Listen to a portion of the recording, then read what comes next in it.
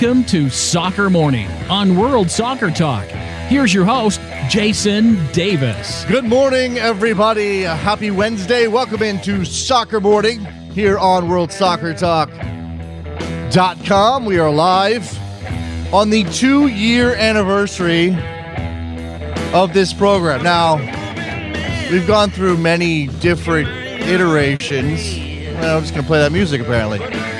We've gone through many different iterations of this show and originally started with a 2-hour format way back in April of 2013, and the show was called American Soccer Morning. We sort of evolved from there, and eventually we joined up with Kick TV, and we had a format which was, did we start tightening it up then, or was that later, Trevor? I can barely remember. It's been such a crazy 2 years. Well, we were American Soccer Morning. We joined up with Kick TV. That ended for various reasons in January of 2014. And if you remember January 2014, we didn't know what was going on there. We didn't know where we would be. We didn't know if we were going to make it. So we did a couple of very fun shows. Still, I think the most famous shows in the Soccer Morning archive. The Pro Rel show. The only appearance of you-know-who ever on this program. As far as I know. I mean, he could have called in at some point and slipped by. Now we've got a screening process. Maybe he'll slip by Trevor at some point in the near future. I kind of want to encourage said person to try. Just to see if it could happen. But we did that show. And then we did the Americanized Soccer show. You guys, that one might get pushed aside a little bit. Because I think people think of that one as the crazier of the two, believe it or not. And yes, we did a show on Americanizing soccer. And there is a gentleman out there who uses like 4 different names who swears we should be changing the game to appeal more to the American sports fan. Stuff like, what were his suggestions? Like it was definitely like widening the goal, right? Making the goal bigger. Timeouts. Were there timeouts involved? I feel like there were. Could you pick the ball up and run with it? Is that maybe what he was suggesting? Those were the days. We also had some. I'm going to lay this out here, but I got headlines coming up. I've got 2 excellent guests today. Jeff Plush, the NWSL Commissioner, for our American Soccer Commissioner Bingo card, will join us in just a couple of minutes to talk about the start of their season, the NWSL season, 3rd NWSL season on Friday. And then our friend Tom Marshall from down south of the border will join us to talk about some Mexican topics. A couple of things. I mentioned Guardado's comments about Mexican owners not letting the players go for foreign locales. You got Tijuana's Juan Arango biting people. You got Chicharito, and that's speculation. There's always things swirling around the Mexican national team. So we'll talk to Tom about those things. And I'm going to get to the headlines here in a second. But what I want to do for our 2nd anniversary, and, let's knock on what I don't have any. Oh, wait. Let's, for our 2nd anniversary, let's do this. Let's open up suggestions for the best moments from the show, your memories, whatever you love about Soccer Morning, whatever you enjoyed most over the past 2 years. Throw it up there on Twitter at Soccer Morning. We'll open the phone lines later after we talk to our guest today. I'll let you jump in with that. And we'll take your calls on anything, but I think it's an appropriate time. The anniversary, a little navel gazing is okay on an anniversary show. 2 years we've been doing this. I don't even know how many shows that is. I know we missed some time here and there, but I don't even know how many shows that is. It could be 6,000. No, it's not 6,000 shows. It could be a lot of shows. And part of the thing that Trevor and I deal with all the time is that we forget what we've done. We don't remember what we've done. We don't remember what guests we've had. We don't remember what the best shows were. We don't remember what interesting things were said. Sometimes when we're brainstorming ideas or we're trying to come up with guests to have on the program, I'll throw out a name or Trevor will throw out a name and we'll go, have we had that guy or that girl before? I can't remember. Have we? That's pretty much our lives. when you're doing a daily show like this. You got to put it together. All right, let's do some headlines. Again, and what I meant to say earlier is I hope we make it to 3 years. I said on Twitter yesterday, I have no idea if we are going to make it to 3 years. I didn't mean that as things are looking bleak. I meant that as who knows what's going to happen over the course of the next year. We've got a fantastic partner in World Soccer Talk. We're very excited for what may be coming up. Got a big summer of soccer coming up. We're definitely going to be around. Just stick with us. But you never know.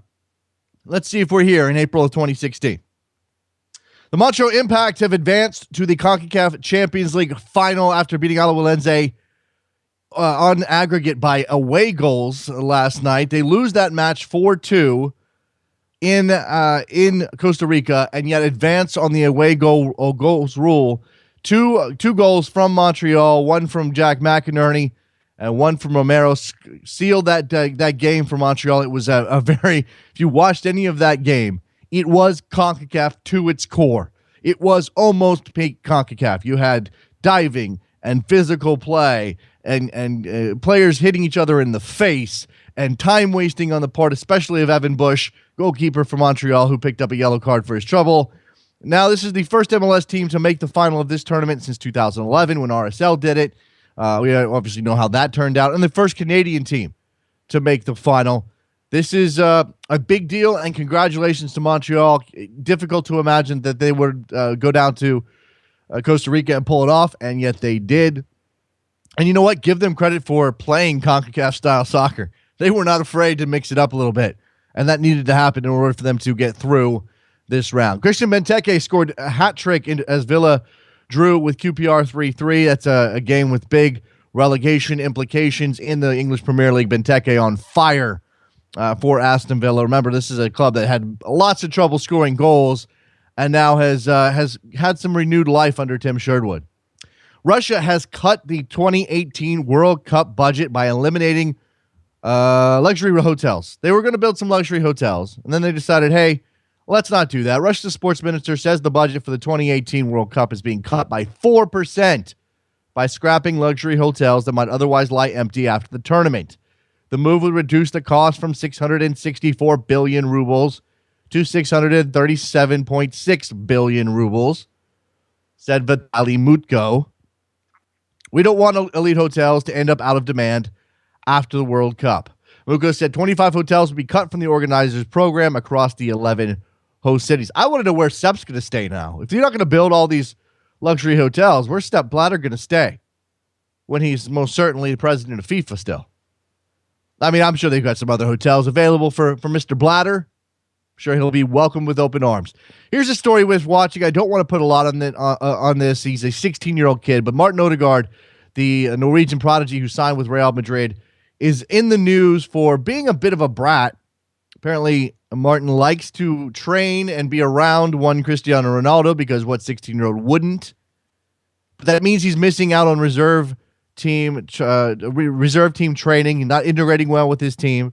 He's played 7 matches for the reserve team and scored 1 goal, and now apparently he's been dropped. When you're a 16-year-old kid and you're handed the world, can anybody really fault you if you turn out to be a brat?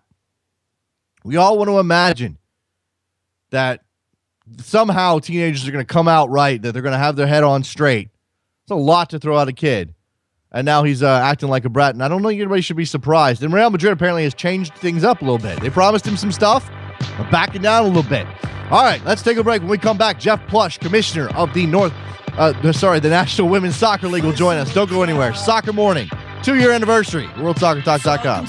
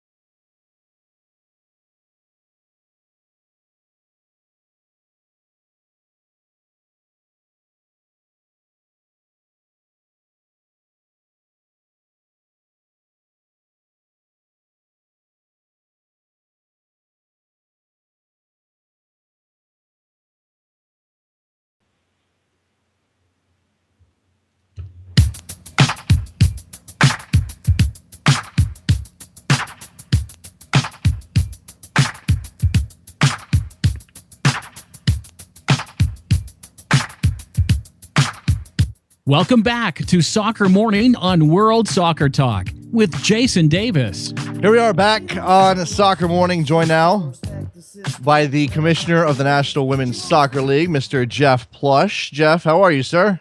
I'm very good, Jason. Thanks for having me. Thanks for coming on with us. I like talking to commissioners just before their seasons start. I imagine this is as close as an adult human being can get to Christmas Eve type excitement. How do you feel 2 days from the start of the 2015 NWSL season? Very much like it's Christmas Eve. I think you are very spot on that. It's you put all the hard work and effort and long nights in the off season and planning and trying to get things right in anticipation of that first game day. And so we're very excited.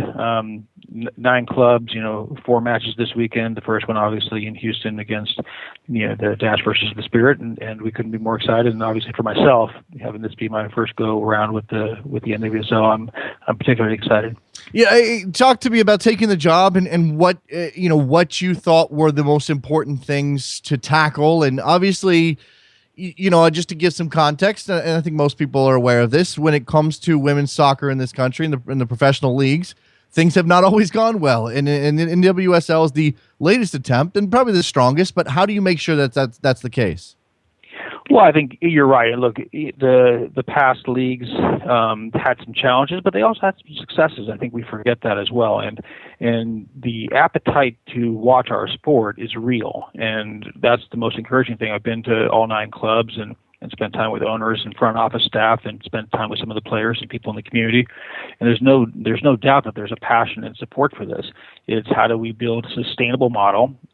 Clearly the relationships that we have with certainly primarily the U.S. Soccer Federation, but also the Canadian Soccer Association as well as the Mexican Federation is a significant point of difference between the previous leagues and our league. And that gives us that platform for sustainability and long-term success. I would tell you that the appetite around expansion and the dialogues we're having are very real, very serious with substantive groups, but in large part built from that long-term commitment from the federations. Now, Jeff, we talk about this with expansion in any sort of American soccer venue, whether it's MLS or NASL or NWSL, and it's a matter of the talent and the available talent, making sure you're not thinning things out too much and that the talent pool is deep enough and rich enough. And it brings me to some issues that the NWSL has faced recently, and that's some players choosing to forgo a professional soccer career and go into a civilian life, for lack of a better phrase. Is that something that you have to tackle in addition to whatever expansion opportunities are coming along? Well, certainly. I think anytime you have a segment of your player pool choosing to retire for whatever reason, you have to be reflective about that and certainly look to see if there's things that we can do different operationally.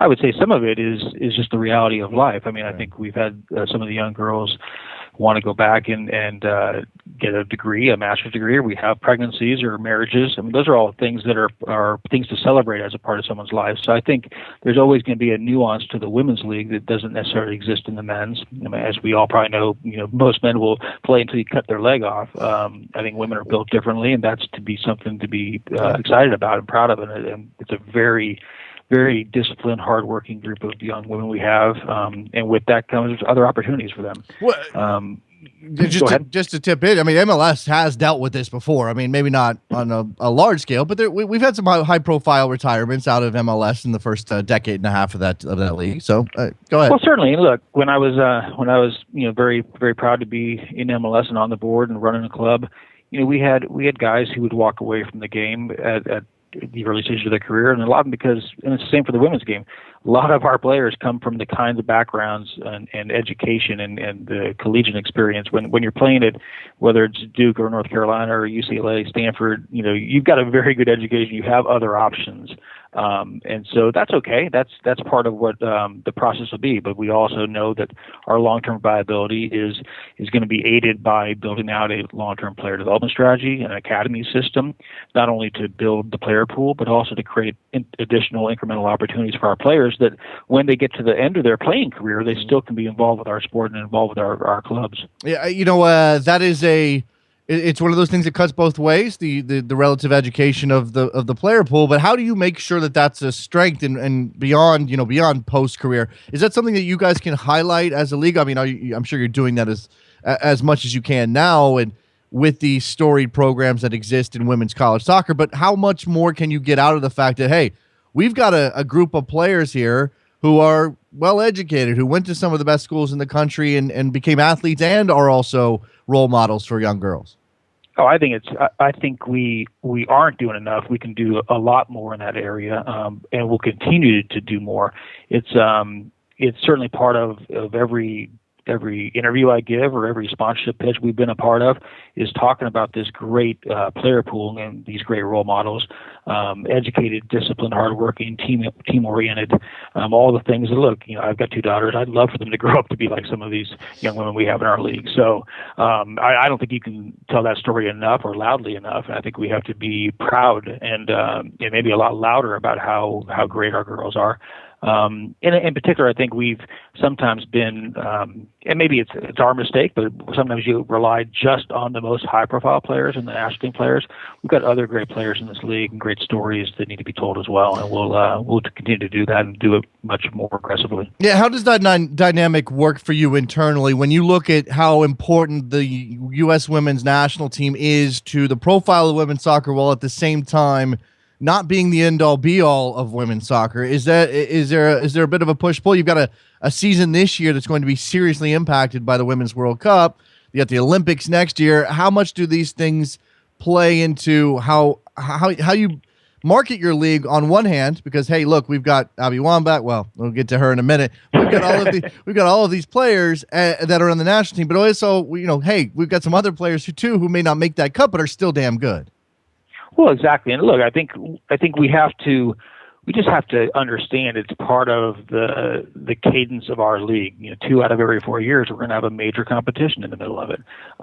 And we have to look at that as the positive point of view, which is the eyes of the world are going to be watching women's soccer. That's a positive thing. So we just have to understand that and embrace it as opposed to fight it, because it's not going away, and nor should we want it to.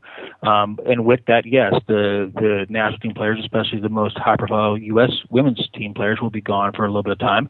But that's the opportunity for other players to step up. And that happens in every league around the world and every sport around the world. Young players emerge, and that's what is great. And we need to tell those stories. And so I've talked about some of the players that we're excited about seeing this year. And some of them are part of the U23 setup, but, high draft picks like, Sarah Killian was the number 2 pick, or Danielle Colaprico, or Kaylee Ohai. I think there's some really exciting young players that we need to do a better job potentially of telling the story about, so that people are prepared to embrace them when they start to do great stuff. Speaking of Abby Wambach, she's chosen to forego playing in the NWSL this season with the Women's World Cup looming this summer. And look, she's a legend. She probably has more miles on her legs than almost anybody else in this league, playing for both the national team and in various professional contexts. What did you make of her decision when you heard about it, and how does that impact the league this year? Well, look, we supported Abby 100%. I mean, as you said, she's got a lot of miles on those legs. She's put a tremendous amount into our sport, to the benefit certainly of our league, to the benefit of the national team, but frankly, to the benefit of women's soccer globally. And so, pardon me, she's certainly earned the right to make a decision that she knows in the best interest of her body. And we'll be her biggest fans this summer. And there's no question that if Abby has a great summer and is putting the ball in the net, we have a very good chance to go deep, and that's extremely good for the National Women's Soccer League. So we support her, and she's earned this right. Does it impact the league? Sure. I mean, I think, are we a better league with Abby in it? I don't think there's any question about that. But players come to the ends of their careers, and that's true whether it's soccer or the NFL, whatever it might be. And so we have to be prepared as a league and a league office to be creating that next tier of players. And that's the charge both for us and for all 9 of our clubs. Speaking of your 9 clubs, and you alluded to expansion earlier, where is the NWSL on expansion at the moment, and how much of that is leading the direction of partnering with MLS teams? Well, so it's a significant part of our meeting. We'll have our spring board meeting in Houston on Friday. Certainly a major topic of conversation is expansion. We've got significant interest. I would say it's six cities involved in the dialogue right now, and that ranges from a fairly introductory level of dialogue to a very extensive level of dialogue. Of the six, three are MLS clubs, so I'd say that that's certainly a model that makes a tremendous amount of sense when you look at the existing infrastructure, both human and the physical venue, to both the stadium and the training grounds. So that makes a lot of sense, but clearly there's interest from more of the independent model as well. So it comes down to, for us, it's about the right ownership group in the right markets. Geography is helpful, but not the driving force. But it's the right quality of people and a quality long-term plan and their commitment to the sport and the community. They'll drive it more than timing will. Obviously, you have a lot of factors involved to consider. And when it comes to the MLS teams, again, as you said, the advantage may be the facilities, certainly the training facilities, and perhaps the stadium situation. How much of an issue is that for NWSL moving forward? I mean, certainly venues are important to the presentation of the game, but you obviously, if you're what size your crowds are going to be, you're not going to be playing in 20,000 seat stadiums all over the league and have that work. So what is the balancing act there that you guys have to do in terms of making sure that you're putting the game on the way it needs to be seen and the way that'll get people out to the stadium, but at the same time, not turning this into a MLS 1.0? Yeah, no, look, it is a balancing act. If we can find the right venue that has the level of capacity that you're looking for to be able to fill it and have an environment that's exciting for the fans and exciting for the players, that's the optimum plan. The bigger challenge, frankly, is when you're the second, third, fourth, even fifth tenant in a building, getting the quality of dates that you need to get, which is also part of the fan experience, is having the right dates, the right part of the calendar to be able to be a supporter of a club. So it's a balancing act. Each market is different. I think you clearly, when you control your venue, you see what can happen in a venue like Portland. Even Washington, though, with being the primary tenant in that venue, that's a great situation. It's a great field complex and a great stadium quality field. And so that's a model as well, where we've had some different challenges where we're at a university setting where, and no disrespect to the university, because they have their priorities very much in the right aligned with what they're supposed to be doing, which is take care of their college teams first. But it becomes a little bit more of a challenge to squeeze dates in. So we're always looking. I think one of the clubs that have been public in their interest in our league, so I'm happy to mention, is Real Salt Lake in Salt Lake City, and this, for their strategy, would be part of a build of a new venue for their USL club, and so that's the kind of venue, 8,500 to 10,000 seats, which is right in our sweet spot. A question here from Mike on Twitter. He says, how important is slow and sustainable growth to the NWSL, and what efforts are being made to do that? I mean, obviously, expansion is something that you guys are going to look at hard every single time it comes up. But are you questioning maybe over expanding, and how do you maintain sustainable growth? Yeah, I think the key part of that question is sustainable growth. Look, it doesn't have to be slow. I just think we have to be prudent. If the marketplace responds in a manner that we can accelerate our strategy, that's great. But I think we need to be prepared to take our time if it's warranted. Clearly, we don't want to overexpand. We won't overexpand. I think we have a responsibility to continue to look at our player pool, making sure that each club can expand with the best chance for near-term success. Success being a professional club and being able to put their best foot forward. That doesn't mean you have to win right away, but certainly we don't want to expand in a way that it kind of impedes the success of an expansion club. But so we're looking at all those things, and that may impact some of our thoughts relative to roster size or how the reserve system could be unfolded with an academy strategy to continue to build out a player pool. And so sustainable growth is the right model. It's making sure that we are looking to drive revenue proportionate to our expenses. And then we'll see what the timeline looks like over the next 3 to 5 years. How important is television to the growth of the NWSL? Well, it's certainly important. I think, look, television is still a major primary driver of how people consume content. Now, how it's deployed over multiple screens, that's part of that strategy as well. But we are very engaged in a television negotiation. I have every confidence that we'll have something to announce in the next couple of weeks here. And I think the exciting part of where we are in that negotiation is it's all been around a multi-year deal.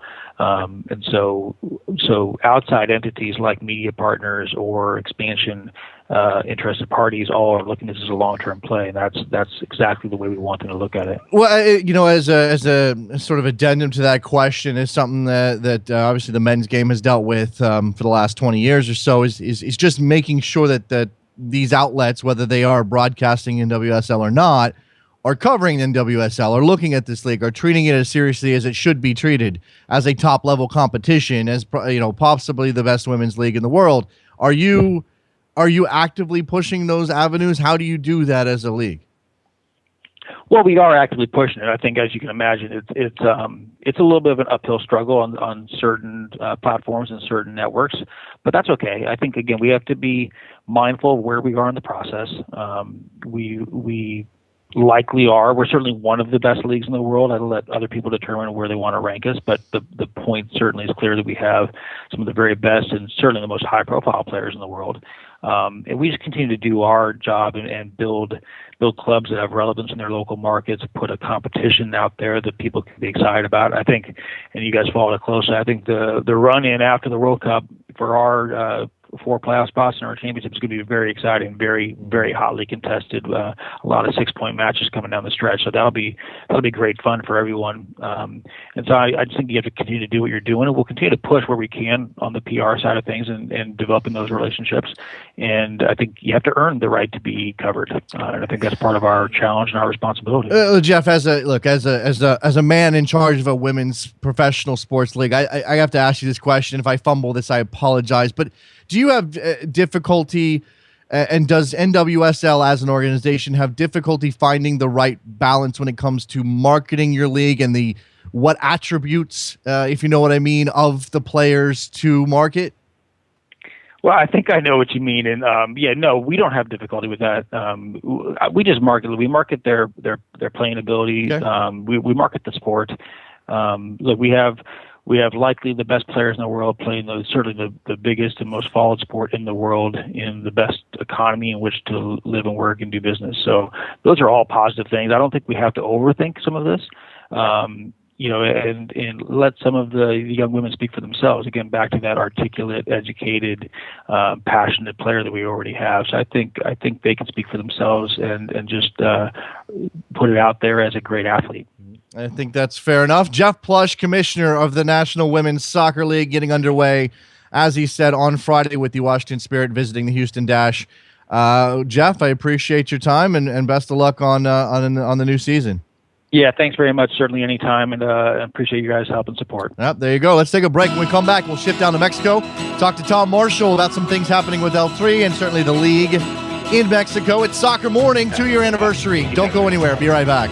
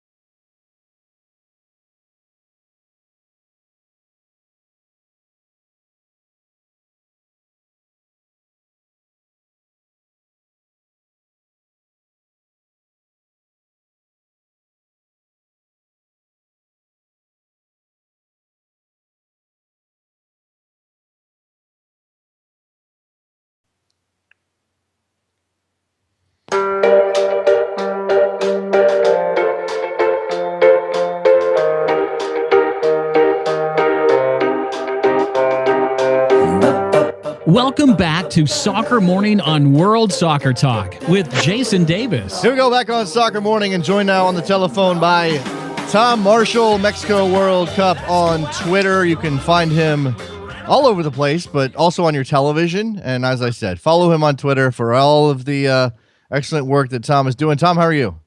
I'm good, thanks, Jason. Yeah, it's very good. Went to the Copa Libertadores yesterday, so there you go. All good. It's good to have you back. Maybe we can touch on the Copa Libertadores in a bit. I think I want to start with something I mentioned on the show yesterday, some comments from Andres Guardado, who's playing at PSV in the Netherlands, and talking about the way that Mexican players are coveted, so coveted in Mexico, certainly the top-level Mexican players, that they're not allowed to go and spread their wings abroad.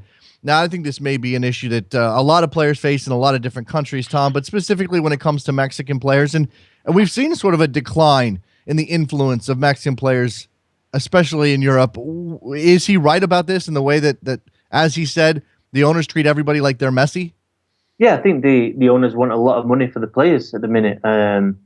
I think he's right in saying it. I think that what he doesn't say is that, one of the main reasons is that because Mexican players obviously get paid extremely well once they're established in first team. So, they're getting good money, and there isn't a free contract here. So there's the Pacto de Caballeros, or the gentleman's agreement, where even when a player doesn't have a contract, when the contract runs down, they're still not free to leave.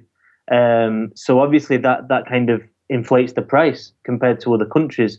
Whereas, say, for example, Chicharito at the minute, Manchester United, this summer he'll have 1 year left on his contract.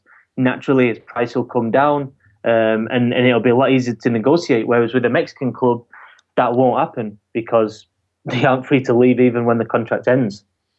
There is that. There's a matter of that, which I don't think gets enough. I don't think that gets enough pub up here in the States, Tom. I don't think we talk enough about how that's not. These players aren't allowed to leave necessarily when their contract is up, especially considering what the MLS players just went through with their union and their bargaining agreement.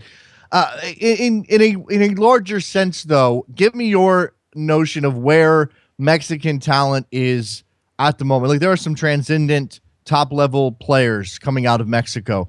Not all of them get a chance to play in Europe, especially in their prime necessarily. But is this a generation of Mexican players who could be doing more in Europe if only the Mexican owners of these clubs would let them go a little bit more? I think that it's a bit of a transition period right now if you look at the national team, because, I think people look at the likes of Rafa Marquez and Massa Rodriguez, who I think would still be in that first 11 if you're picking a Mexican team to play now at the Gold Cup or a World Cup. But I think what's happening now, I think we are starting to see in the Liga MX a good generation, a good bunch of players coming through that I think in the next couple of years will start to break through to the national team. And I think it's once they get into that national team, then the European scouts look a bit harder, and they definitely want to come in and stick a player before he actually becomes a massive star within Mexico. So I think that I think it's a transition period, but I think there's plenty of hope for the future in terms of there are a lot of talented young players in Mexico right now, and it's just a question of them breaking through and especially into the national team. Let me turn this discussion to Chicharito Hernandez specifically. It started to go badly at Manchester United. He gets a loan. He happens to get a loan to probably the biggest club in the world, and he hasn't been playing much, Tom. And now there's a rampant speculation. Some of it is in relation to MLS, but to me, it would make more sense for Chicharito to go home. What is the feeling right now in Mexico on his status and whether or not he should stick it out in Europe, maybe go find a mid-table team somewhere or a team in the Europa League level? He's certainly good enough for that. There may be Champions League teams that could use his abilities, or if he should come back to Mexico, get paid, and be a star. No, I think the feeling is that, I think from him as well, everything that's come out of what he said, is that I think he really wants to prove himself now. I think that, a lot of people in Mexico thought he shouldn't have gone to Real Madrid, but I can't deny him that when one of the biggest teams in the world comes in, I think that he thought he had a chance of getting that starting spot. All right, hindsight proves that he was wrong there. But I think he really needs to stay in Europe for at least a few more years and prove himself. I think he wants to do that for himself as well. And I think that the MLS link, I don't think he's going to go to MLS right now, I definitely don't think he's going to come back to Mexico. And I think he'll end up in MLS in a few years. I mean, maybe after the next World Cup. He moves on this summer. After the next World Cup, he'll be, Mexico's highest ever scorer. Goes to MLS. I mean, I was in Los Angeles with, the other week against Ecuador, for Mexico against Ecuador, and 90,000 people there. So you can imagine the type of effect that Chicharito would have in MLS. But yeah, that's how I see him. And then maybe finishing his career for 1 year down at Chivas to kind of finish it all off. Yeah, he gets. There's a lot of different paths available to him. It's just, again, as you said, it's whether or not he wants to continue to prove himself in Europe. And I completely understand the mentality of sticking it out. It's just that as he's sitting on the bench at Real Madrid collecting dust, his prime is seeping away a little bit. Now he's not an old player by any stretch of the imagination, Tom. So he's got plenty of time left. But I guess that with that question of whether or not he would come to MLS. And as you said, he could come to MLS and then go back home to Guadalajara and play a year or two. Is he more likely to, if he leaves Europe, is he more likely to turn to MLS because of sort of the new marketing opportunities that presents, or you think that's more likely than going back to Mexico right away? I think so, definitely. Honestly, I mean, I think that if he comes back to Chivas now, it's like he'll just be in such a kind of. He won't be able to leave his house. Right. It really will be the pressure. And I think that, at the end of the day, MLS, I think with the, the designated players can pay more as well. I mean, I think in general, obviously we've talked before, Jason, about in general, the Mexican teams can pay players more. But when it comes to that top level, Mexican teams can't compete. And obviously Chicharito would undoubtedly fit in that, top level of the designated players. So, I mean, that's the thing about MLS. I mean, MLS could come in now and make a huge offer for Chicharito. I mean, I think everybody in MLS understands the marketing potential and the fact that he's a very good player. Let's not forget that. But I think it'd be up to him then. And I think that he, as a person, I don't think the finances. He's already made a hell of a lot of money at the two clubs he's played at. I think marketing wise, he's got all these deals. He's always on TV adverts in Mexico and around the world as well. So I think that. I see more the MLS thing that something that will definitely happen, but I think it will happen after the next World Cup. Well, all we know is that there can't be a bidding war because MLS is weird like that. Somebody has to have a discovery claim on Chicharito Hernandez. Oh, I discovered that player over in Europe. Here's a question from Gringo Mark on Twitter. He wants to know, and this comes back to, as you said, sort of the notion of players not being able to move on when their contracts are up. MLS has got a players' union that's collectively bargaining things with the ownership of the league. Is there anything like that in Mexico? And is there any push for that in Mexico? And why isn't there a union if there isn't? There is a players' commission, but it's linked to the league, so it's not very independent. So the players really need to form their own independent union and push for their own rights, which would include kind of free movement at the end of a contract. There is talk of it, people come out, like Guardado's come out, but in terms of actually getting close to actually forming a real union that is going to change the way the game works, no, I don't think it's a long way off. I mean, the problem is that once players get to that comfort level where they are making very, very good money, I mean, it's a Mexico context as well. People in general make a lot less here in comparison to the United States, obviously. So once a player gets into that zone, it's very difficult for them to come out and say, right, we need to be doing this, we need to be doing that. Why? Right. Because quite frankly, there's very few agents here who control a lot of players and a lot of clubs as well. And it's very difficult once a player comes out and goes against the system that they'll then be allowed to kind of move within that same system. It's a bit of a grey area. Yeah. It's difficult to explain, but I mean, that is, from conversations you have, that is how it works. There's a lot of grey in Mexico. It's interesting that, from our perspective here in the States, Tom, that this is the most popular league in America, in the United States, and you can see that through the television ratings. And yes, of course, that's with a certain segment of the population, but it's a very growing, very increasingly affluent segment of the population with a lot of without a buying power and all those things that marketers and companies care about. Is Mexico, and this is a little off script for us, but is the Mexican league, are they getting the most out of that? Are they getting the most out of the U.S. market? I know, look, we've got friendlies here. Obviously, El Tri comes up here with SUM representing them and makes a lot of money. But is Mexico as a whole getting enough out of the U.S.? I'd say that the national team, yeah, because obviously they play 5 games there a year.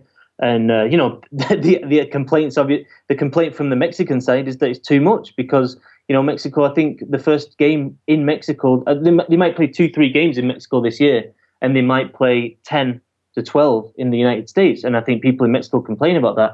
So I don't think it's the national team. I think they're doing a really good job marketing it. And we saw, 90,000 in Los Angeles the other week. But I think the league can do a lot more. I really do. I mean, I really think it should be kind of promoting the English language because I think in the United States, you've got a set of fans there who have grown up watching the Mexican league. And obviously, a lot of them have some level of Spanish. So it's quite easy for them to find out information and stuff. But I think you've now got, and especially within, the United States, the way soccer's grown in general, I think the Liga MX needs to feed into that because they've already got an established market there. And I honestly don't think they're doing as much as they can with regards to that. I mean, I think that they should be tweeting in English. I think they should have an account in English because, if you want to project yourself as a league, you need to appeal to a bigger market, and that includes other languages as well. I know Club Tijuana is obviously making an effort in that area, and I know Santos Laguna has made an effort in that area, and they have a Twitter account, Club Santos EN for English language, if you're interested in following that. It's all I know in that regard. And, there's a little off topic here, but speaking of Tijuana, Juanarango has bitten somebody, Tom. This is full Luis Suarez territory here, and what are we talking about in terms of punishment for Arango? Well, yeah, it was a full-on bite, but Jason, do you know how long he got yet or not? I have not seen it myself. No, okay. Right, well, it's a clear bite on the shoulder. TV replay showed it, and he got 2 games, which for me was absolutely ridiculous. I mean, I know Luis Suarez got 4 months, and that was because it was, the third time that he committed the same offense. But I mean, for me, it's like, 2 games. I know Juanarango, Venezuelan international, been playing very well this season. Really quiet guy. I mean, I don't think people expected anything like that from him. But still, I think that it doesn't send a great example out when you can bite someone on the field and you get 2 games. I mean, if you really don't like another player, it's almost worth it. Yeah, 2 games is nothing. In terms of the way that those punishments are levied, and you don't have players biting each other very often, so maybe this is new territory for the league, Tom. But as far as those things go, whether it's a headbutt, an elbow, a rash tackle, obviously MLS has made an effort to try to get rid of some of those things with their disciplinary committee. You can argue about how effective it's been. How does Mexico do in terms of legislating out some of the worst behavior? Yeah, it's a disciplinary committee that meets after each week and decides which punishment, the punishments that should be given out. But yeah, I think that there's always complaints from different teams about what's given out. I mean, I think in general football really needs to sort out what they're doing in terms of punishment and going back and looking at replays and when the referee gives a yellow card and then you can't review it, and I don't know, it just seems ridiculous. I think that the world game in general needs to good look at how to review these offences. One thing we can say is whether Liga MX and MLS is doing enough on that front. When we go into international competition and we are in the CONCACAF Champions League, things get really bad. Things get really crazy. This is, I think it's one of the more entertaining aspects of the competition, Tom. But I think a lot of people, look, if you're a football purist or if you're new to the game, if you happen to be an American and you're like, oh, what's this thing? Let me check this out. It's abhorrent on some level. It happened last night as Montreal hung on against Alajuelense, and you've got Herediano and Club America coming off a match that was rampant with a kick to the head, had some stomps, had some terrible tackles. We can preview that match from a Club America standpoint if you want, but in terms of CONCACAF getting their competition to actually present well enough to become bigger, isn't that got to be first and foremost? Well, yeah, I think it's a big issue. I mean, that America game in Costa Rica against Herediano was absolutely awful. I don't think I've seen many games that have been worse for that in terms of being really dirty. But I think the other side of it is the players have to keep their heads. And I think, to be honest, Montreal have been absolutely amazing in doing that. I think they've played this competition unbelievably well in terms of they played it. They played as a CONCACAF team. They've not been trying to be too clean. They've gone in really hard. They've known when to be ugly, especially against Pachuca. I thought they really disrupted Pachuca's rhythm, and then last night, coming up with they got the result. And I think that obviously the referee needs to improve, but I think the players also need to have to take their responsibility as well, because I mean America in Herediano against in Costa Rica they were awful. They were doing the stomping and they lost the Reds. And I mean I think it's the players have to take some responsibility as well. So as you look at that match tonight in the Champions League, Club America's chance to turn over a 3-0 deficit against Herediano at the Azteca, as you look at it, it's a massive hill to climb, but it's also Mexico. We've also seen this happen before, Tom, and frankly, it would still be a shock to me to not have a Mexican team in the final. Yeah, I mean, it would be a massive shock. I mean, I think since the new format of the competition started, I think in 2008, I think there's only been one non-Mexican finalist in all that time. I think I'm right in saying that. And yeah, I mean, 3-0 down, you have to say that it's an absolutely huge task for America. I mean, definitely the perception down here and the word coming out of Club America is that they believe they can do it. They're not coming into the game in the greatest of form, but this is an absolutely huge game for the club. I mean, make no mistake about that. I mean, I know some Mexican clubs tend to kind of put the CONCACAF Champions League to one side, but this is massive for America. America, they're going through a little mini golden period of the history here, and they're desperate to reach that Club World Cup. I mean, the 3-0 down though, so I think that's going to be obviously it's very, very difficult. They're going to have to manage the game really well. But at the same time, I mean, you just can't say that it's not possible, because you look at that team that America has, and I think it's the best in CONCACAF. The firepower that it has is unbelievable. And if they can keep the heads this time and kind of defensively become more organised like they have over the last couple of weeks, to be fair, in the Liga MX, then, I think they've got a chance. And, the price, it's like $3, just over $3 a ticket. So I think there's going to be quite a few people in the Estadio Azteca tonight. So I think it's definitely a game to watch, because it could be pretty intense. It's CONCACAF. It's the Champions League. Something's going to happen. Yes, something's going to happen. You should be watching. By the way, you're absolutely right. Since the format changed to the Champions League in CONCACAF, you've had one team, and it was Real Salt Lake in 2011, and they lost to Monterrey. That's the only team not from Mexico to make a final. Yes, it'd be massive. I mean, if America don't make it, it is huge. Absolutely, would be huge. Briefly, Tom, before I let you go, we do have a USA-Mexico friendly coming up in a week's time.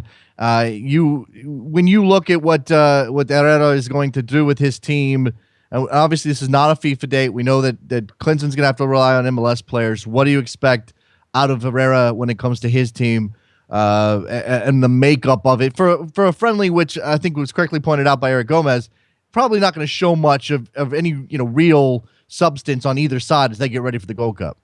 Yeah, I think that for Mexico, it's more about the Copa America. I think it's going to be a similar team to what we saw against Paraguay, and I also think we're going to see quite a few surprise names. So I think Pablo Barrera might be back in the squad.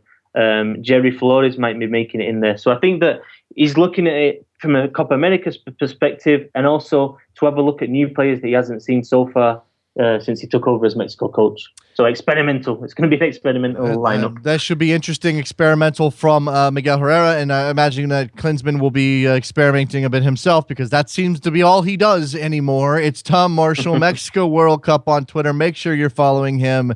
He's doing fantastic work on in both print and television. Tom, thank you for your time. Appreciate it. Thanks very much, Jason. Much appreciated. There you go. Let's take a break. When we come back, we will open up the phone lines. You can get in with whatever you want to talk about, or give us your best moment from Soccer Morning over the last 2 years. Phone number 646-832-3909. Be right back.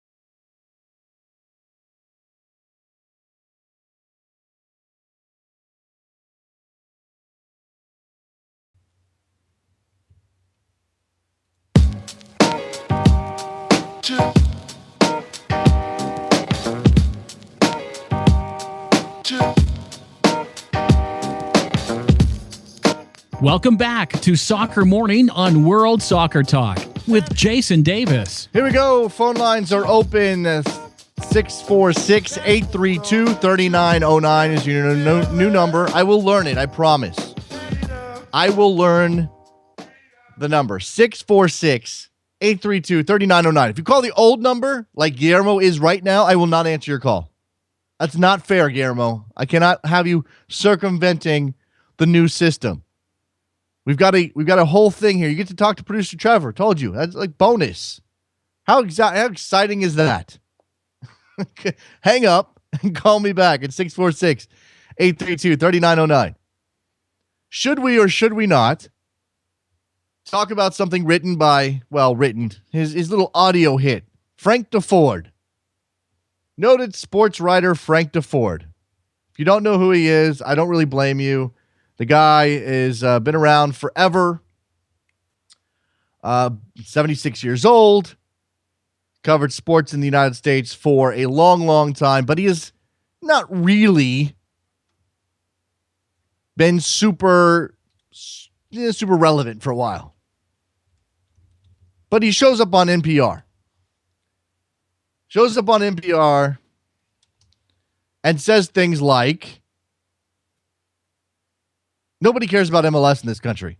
Now, at 76, and I don't want to throw a bunch of stones at Frank. I mean, the guy is the guy's pretty typical in his mindset, I think, when it comes to soccer. But at least he's saying that people care about.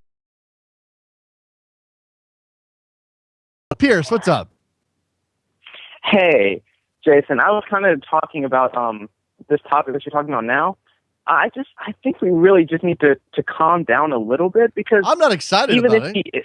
I'm not pissed off. I'm not talking about you specifically. I'm talking about more like the American soccer community in general, because what he said is true. We are a niche within a niche, but that's not necessarily a bad thing. And MLS is like a growing thing. So I think that's something that will take care of itself over time. It'll become more popular.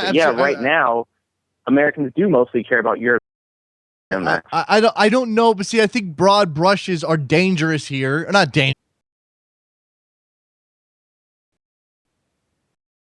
Ford's got a full handle on what's going on with American soccer and what we care about, what we don't care about. Maybe he does. Maybe he's got his finger on the pulse. But do you think 76-year-old Frank DeFord, who, again, has spent most of his life writing about traditional sports that Americans care about, baseball, football, basketball, horse racing. I mean, at some point, I'm sure he's written about horse racing. Do you think that he really has his finger on the pulse of American soccer fans, Pierce? I don't think so. So when we do this, I just think that, look, I'm not getting excited about it because, again, I don't think it matters. I just think it's fascinating to sort of see that while he has got a point, and you certainly look at the television rate, it doesn't really tell the whole story. And again, we generalize. And maybe that's what a sports writer is supposed to do, Pierce. You got anything else, man? No, thank you. Okay, I appreciate the phone call. All right, let's let's move on quickly. Let's talk to I'm not sure who this is, but let's go to the that's the reason why they had an MLS referee in Montreal, and so try next year, guys. Okay. You guys still have a lot of work to do. Okay, again, I don't. Will I have some sort of pride in that? Again, I don't know that that's the way it's supposed to be. Thanks for the call, Guillermo. I got to move on. When people get rah MLS like we did for RSL back in 2011, I see the reasons for it, but I don't know that I'm there anymore. I don't know that I see a reason to root for Montreal because we're all in for MLS. If Montreal wins, that's Montreal's victory. That's not an MLS victory. They managed to navigate, and of course, you want it to get to the point where these teams are able to compete year in, year out. So it won't even become an all-in for MLS thing. We're all kumbaya. Let's hold hands. Washington, are you excited to see Montreal in the Champions League final? I am, Jason. I am, and I got to say, I disagree with you a little bit. I think it is. I understand that they're not there as an MLS team, that theirs is the best Canadian team. I get all that, but they still carry the MLS flag. It still says MLS on their jersey. They still have the MLS patch. So I'm excited to see them there. I am. I'm very excited to see them there. I hope they win. And I will. I'm not a Montreal fan at all, but last night had me on pins and needles, and I was excited that they beat. I want to see. To be honest with you, I hope America wins because I want to see them play America and see how they handle Azteca. Yeah, I am excited. I am. That'd be amazing. Absolutely amazing. Now, I know, Washington, you called to talk a little bit about the NPR piece from Frank DeFord. What are your thoughts on that? Listen, man, it stung. It stung. I don't agree with him. I think it's a matter of opinion. I know he's a baseball guy. I do know him because of he's on the Real Sports, and so I do know who he is. And I do have respect for him as a journalist. I think this is more his opinion than anything else, and I agree to disagree with him. I wanted to know something though, because here's the part that really hit hard. When he was talking about, MLS is like the Kardashians, I'm like, I kind of just laughed it off. The one thing he said that kind of just stabbed me in the heart was when he said, even the U.S. coach says that their players are better off playing in Europe. And that was a reference to Jurgen and his comments with Clint Dempsey. This really pissed me off. But again, this is why I'm not worried about this, Washington, because I don't think Frank DeFord, and it's easy for me as a soccer fan, and certainly as somebody who does this every single day, to throw stones at somebody who I think is not necessarily well versed. But I can't imagine that Frank DeFord has a grasp in all of the nuances here.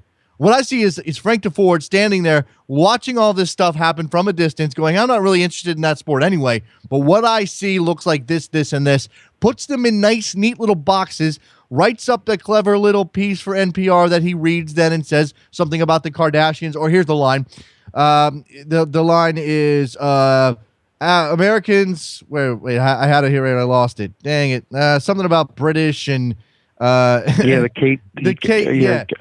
Okay, yes, the World Cup attracted terrific interest, but then so does Kate, the Duchess of Cambridge, every time she has a baby. Then it's all back to the first-rate exceptional versions that we have right here. This is American exceptionalism wrapped up in the, sort of twisted because he's recognizing, and he's had to recognize, that soccer does have an audience here. So this is just, we're chipping away at these guys. And look, again, Frank DeFord is 76 years old, and that doesn't mean he's irrelevant completely. He's still a well-respected sports writer, but it does mean that his era had no soccer at all, or had a blip in the 1970s. He doesn't know, he doesn't understand, and that's fine. It's part of being an older sports writer. I'm with you. But my whole point was, I hope, and I know this is going to fall on deaf ears, but I hope that Klinsmann takes this and understands that what he says has implications. And it hurts his fans. It does. It hurts you. It really stung me that got thrown back in my face. Okay. So, but again, it hurt. I appreciate the phone call, Washington. He's preaching to the choir here. The people that Frank DeFord is... The people that are nodding along with Frank DeFord were already people who were nodding along with being snobbish towards MLS or disrespecting MLS or ignoring MLS for whatever reason, whether it was because the league doesn't have pro rel, or because the way it operates single entity, or because it's just flat American and no true soccer fan can really appreciate anything that comes out of America on that front. He's preaching to people already converted, and therefore it doesn't matter. Tyler, what's up? What's going on, Jason? I'm doing a show. What's on your mind, Tyler? I just wanted to call and talk about the Ford article just for a second. And I think maybe somebody had replied in a tweet to you or something like that, but they said they kind of noted what you said earlier, that, this is kind of progress, because maybe 10 years ago, this article by Frank DeFord would have said that, nobody cares about soccer, period. And now he can't get around the fact that soccer is here to stay. And so now it's shifted to, okay, well, it's just, the American League here, whatever. Well, here's a great tweet that sums it up. This is from Charlie Fiction, who I don't think was tweeting at us, but doesn't matter. Is tweeting at Wrong Side of the Pond, which is a good blog. DeFord in the 90s, the U.S. will never like soccer. DeFord in the 2000s, the U.S. will never like non-World Cup soccer. DeFord in the 2010s, or this current decade, U.S. will never like MLS. So, yeah, as you said, this is sort of progressive. Now, we may never get to a point where Frank DeFord is writing a story about how we fully accept Right. soccer and MLS is super popular, but that doesn't mean that we're not making making progress towards that front. Exactly. Yeah. And then one more thing, if you have a quick second. Yeah, go for it. Yeah, I mean, I just kind of wanted to talk about the whole, like, everybody get on board for, Montreal sentiment. And I'm kind of like you, like, back in 2011, I definitely got caught up in the rapture, if you will, for RSL. But I don't really feel it this time around. Like, I do think that there is value in terms of having an MLS team one day compete in that Club World Cup competition for obvious reasons. But I don't really, you know what I mean, like, feel the same, like, oh, like, everybody, we just got to pull for Montreal to, go win this for us. Yeah, I think there's a couple ways to look at this, Tyler. I would agree with you for the most part, and that's obviously where my feelings are. But I think that part of that is, as the league matures, and we're 20 years in now, what you should care about is your team. You're not necessarily there's no reason to care about MLS as a whole unless you have an inferiority complex when it comes to other leagues. And maybe you do. Maybe you're still hanging on. Can I really blame you if you have an inferiority complex over the way MLS is viewed next to Liga MX? No, I can't. But I think that as MLS gets older and more mature and the fan base is mature, what you're going to see and what you've already started to see is fans who just care about their own team. I don't give a crap about Montreal. I care about what my team is doing and how well my team is doing. And that may not be good for TV ratings. And we do sort of need a national footprint of the league for fans to be interested in whatever's going on wherever when those games are on Saturday or Friday nights and Sunday nights. But for the most part, in the NFL or Major League Baseball or whatever, you care about your team. You care you care less about what other teams do, except for maybe seeing the Stars play or the like. But at the same time, Tyler, the argument, the argument for being sort of league backers is look at the way England responds when their teams drop out of European competition. Look at the way Italy. I mean, there's also some element of ranking leagues and the coefficients in Europe that matter, but still. The English go nuts when their teams all drop out or their teams are dominating. It's sort of this, let's fly the English flag, even though most of those teams are made up of foreign players. It cuts both ways, Tyler. Definitely. I mean, I think you can't really be too mad at it because I mean, as far as the European aspect of it is concerned, when like you said, when all the teams are in there doing well, progressing in these, in these tournaments and whatnot, whether it be Europa League or Champions League, it's like that reflects back on the strength of the league. I don't really think it's so much, people really getting behind in the same, like these teams in the same way that we saw like in 2011 with the RSL. It's more, hey, like as long as these English teams are in this competition, it's better for my own team because it makes us look better because we're a strong team in this strong league. That's a good point. Appreciate the call, Tyler. I'm going to start to wrap this up. There you go, Tyler in Virginia. Like again, this is going. There's two things. There's two things happening here. One, people saying don't read this, don't look at it, don't listen to it, don't give Frank DeFord the time of day. Who cares? It's a troll job. And yes, of course, it's a troll job. That's what crusty American sports writers do when it comes to soccer. They troll us. We respond. We can't help it. But at the same time, I mean, look, let's acknowledge that NPR is a big outlet, that Frank DeFord's got a name. And, I would like to point some things out here. I don't think it necessarily feeds the beast to make issue out of Frank DeFord's piece here. And again, it's just a little piece. He's just identifying the fact that, hey, soccer's got a thing going on, but MLS, that's not real good. I think it's interesting to note, and there are a couple of tells in here. One of the tells that Frank DeFord has in this piece is when he sets the stage for soccer growing in popularity, he says, but today, soccer is indisputably more visible. Given American football's problems with brain injuries, more of our boys are likely to take up world football. That's already minimizing soccer and its growth. I don't think that you're going to see a large increase in the number of American males playing soccer at the youth level because of concussions in American football. Those parents who were worried about concussions, those kids are already playing soccer. Millions of kids are already playing soccer anyway. I don't know that we're going to see some sort of fundamental shift from American football to soccer because of a brain injury. stories, which again are important. And it's not as though soccer doesn't have its own issues with brain injuries. John in Dallas, what's going on? Hey, Jason, how you doing, man? I'm good. You're the last caller of the day. What's happening? Right on. So I wanted to chat with you just for a second about the CONCACAF Champions League. And, I think what I got from you was that, you didn't really care one way or the other whether Montreal. No, I cared. I did. I certainly was rooting for Montreal over Alajuelense for sure. And partly because Alajuelense is Costa Rican in that sense that frustrates me, which is they're Central American. They're more than happy to play dirty soccer. I mean, the fact that I don't even know who it was, the fact that they had a player go in when they were desperate towards the end of that match, go in high and 2-footed on Evan Bush and get nothing for that play. Of course I was rooting for Montreal. I just don't know that I'm flying I'm looking at Montreal as flying the MLS flag for me. That I'm tying my self-worth as a soccer fan of MLS to Montreal's bid to win this title. But go ahead. Yeah, and I don't disagree with what you're saying. I guess I would just say that, so I'm from Dallas, as I said. Would I love to see Dallas in the Champions League final rather than Montreal? Absolutely, without a doubt. But the reality is they're not there.